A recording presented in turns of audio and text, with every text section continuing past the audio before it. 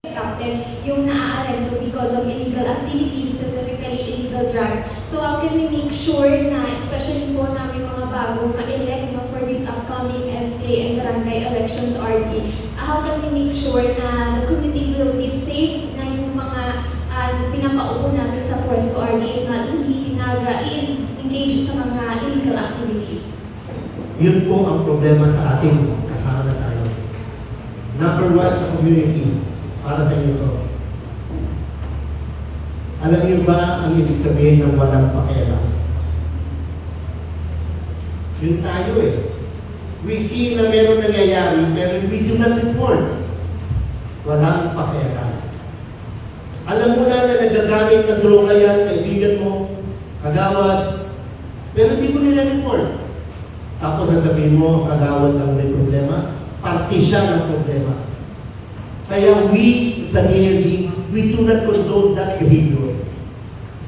No? At the end of the day, sila po yung na-elect, and then, at magkakaroon ng election, sino na naman na magdidesisyon? Ang tao pa rin. As far as DLG concerned, hanggang dito lang po ang aming mga tumulong. Ang aming mandate is to capacitate, to oversee, and to give rewards.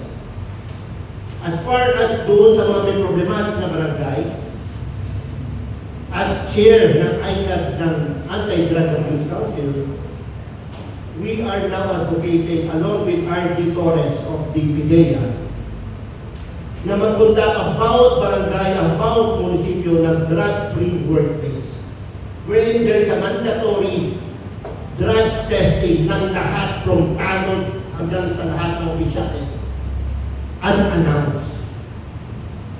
And we are now starting it sa Iloilo province.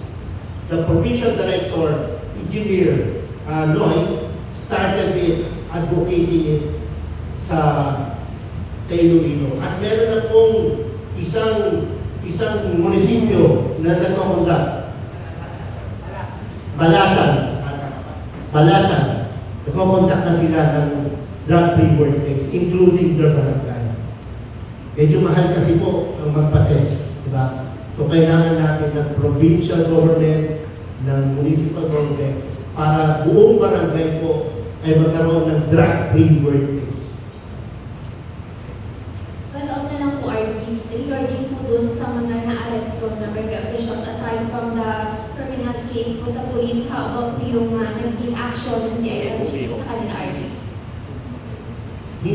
Ang DLG through PNP filed a case sa kanila at may ongoing case na. And the Colonel Colador told me during the Peace and Order Council na yung mga nahuli po ay kinasuhan nila. Alright, I believe that concludes our open forum for today. No? So sa ating pagtapos, RBO yan, may mo malaki na mga pangayo sa hindi mo mga panunyan para sa ating mga uturan,